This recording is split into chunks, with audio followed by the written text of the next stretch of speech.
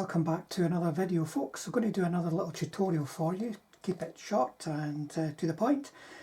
I've been working on the Ski Jaeger project. You may have seen how to paint the white camo smocks that I did recently. Here I am painting some worn whitewash. Here's one that I've progressed on a little bit more. And we're after this worn look, where we've got the base colour, the dark yellow showing through against the weathered whitewash. It's a nice effect. Nice effect you can achieve by a number of means. You can buy dedicated products to do chipping, for instance, and that looks very good, but I think it looks better on a larger scale. But that's just maybe down to taste or how much time you want to spend in wearing away the whitewash that you have typically sprayed over the chipping fluid. So I'm going to be doing this all just by brush and sponge. Now, this is the starting point. I've given it a dark yellow undercoat, and then I've done a little bit of a spray using the airbrush. Now, you don't have to do this.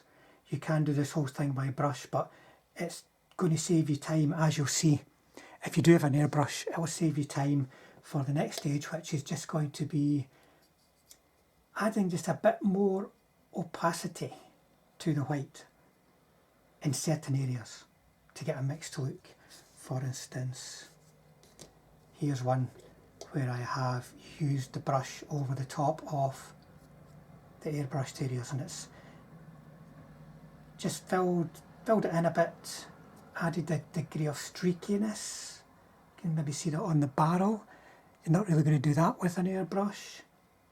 But the airbrush stage is just to save you a bit of time. You don't have to do it. You can go straight to the brush stage if you don't have an airbrush. And also you might want to consider the dark yellow base colour you're using. This is actually quite a light base colour. It's the Tamiya Dark Yellow 2. A darker dark yellow will give you a bit more of a contrast to make the bare dark yellow stand out against the white. So I'm going to move on to brush with this guy, and you'll see it's just a little bit of working with, wet paint basically, to give a bit of more semi-opaque coverage and some streaking. So I'm using quite an old beat up brush, because this process does tend to wear the brush out. And let's make a start. So I want to stick to the areas that are already white. Can apply it like that. Clean off my brush just on my hand. The brush is still damp, the paint is still wet. And then we can start to move this around. Wherever you finish moving your brush is where most of the paint will be as well. The brush will drag it and leave it. And that's all you got to do. See that? Simple as that, because this is just a intermediary phase in the process we're doing. So same again here.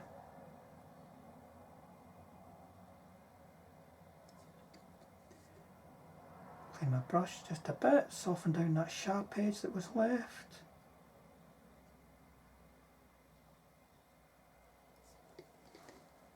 And there you go. So I'm going to go into speeded up mode just to do the rest, and you'll be able to see how much I put on all the various areas. Keeping the paint thin, you can see me applying lines for a little bit of definition, doing some streaking, blocking in areas. See me cleaning the brush there, just get a bit paint off if there's too much paint being put on it in the first place.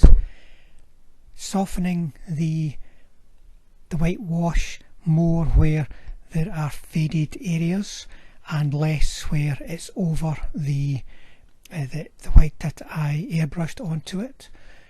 Working all these little panels is also a good opportunity to add definition. You see again, there's a fairly strong line going in there. Soften it down a bit. It won't finish off in a strong line, but you can do that if you wish, folks, because this is just about creating a bit of variety. And you see with the barrel, I'm weathering it up the way, so the strongest paint is at the bottom of the barrel, so you imagine the top of the barrel's had the most wear, getting hit by the most weather. And then working around these panels, working across the front there, where there are shapes, try and accentuate them to a degree that that you're happy with. It's not going to overwhelm the soft, worn look.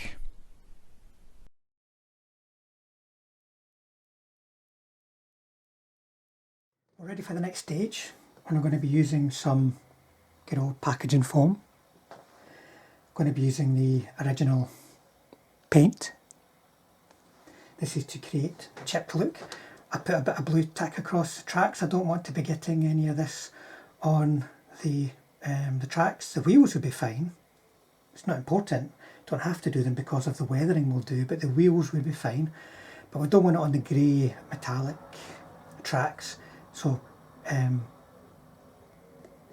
blue tacks are really good, quick way of masking things.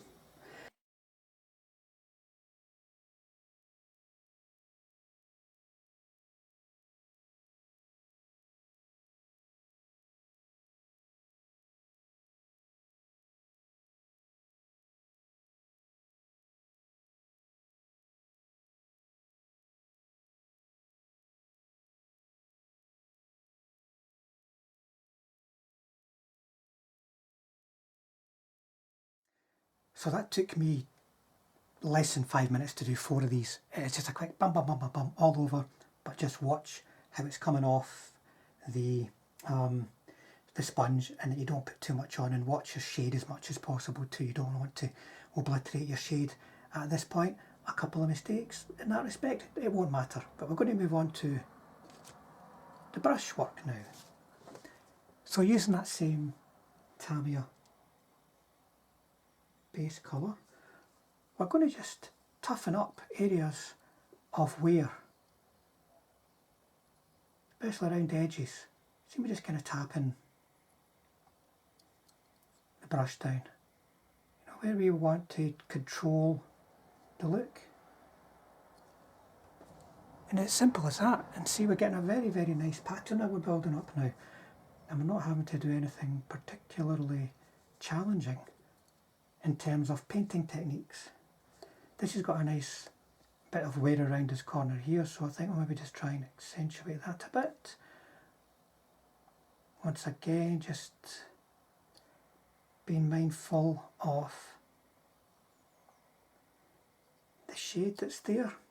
Keep your brush quite wet, folks. You don't want to be scratching a dry brush across the surface here.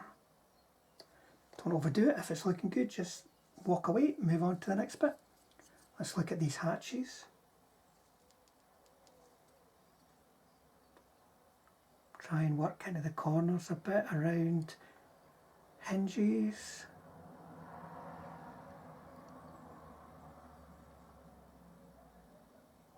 But keep it in proportion, guys.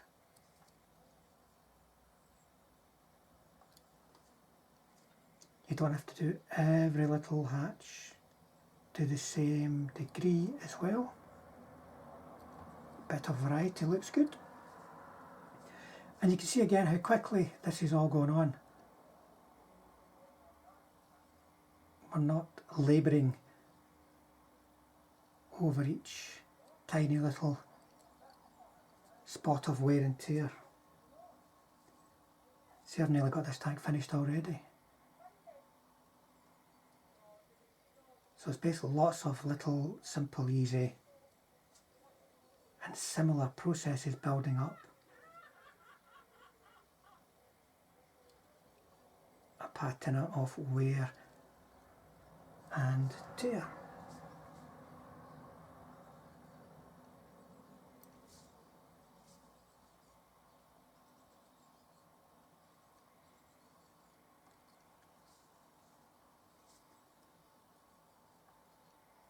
So there you go, folks. I'll just carry on, finish this one off, move through the rest, and then we're going to go back to some white paint.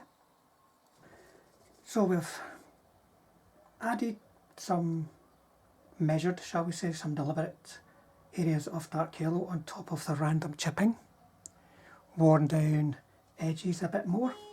But we want to probably just accentuate these carefully with just a bit of white. It's maybe a little bit sort of counterintuitive for there to be a brighter area of white like this, but it just helps make the shape stand out a bit. Because I think the scale modelers call it mapping, and there's probably many different ways of doing it, but this is just nice and simple. And you can see I'm just touching, carefully touching the surface with a brush, which is okay, but it's not completely worn out. Because once again, you'll find this probably will wear out your brushes. So always go to your sort of second line brushes. Maybe put, let's see, that's a bit, the outside brush is too wet, but don't worry about that, folks. Randomness, as long as it is random and doesn't keep repeating, randomness is fine.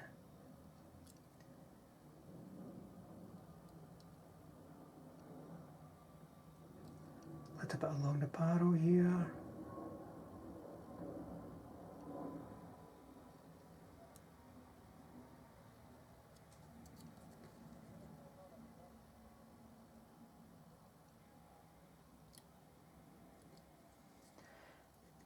So we're just going to go and put a few of these highlights all over.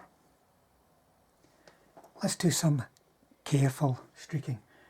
It's going to help unify the panels, get a bit of top to bottom sort of direction to things, but we need to be very careful here, folks. Then just cleaning the brush, get a bit thinner on the brush, draw some off, and then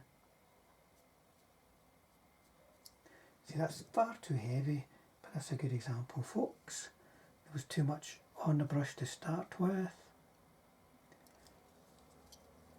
But now we're getting somewhere, and that's the thing about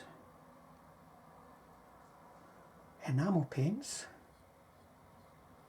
They're very, very, very easy to work with.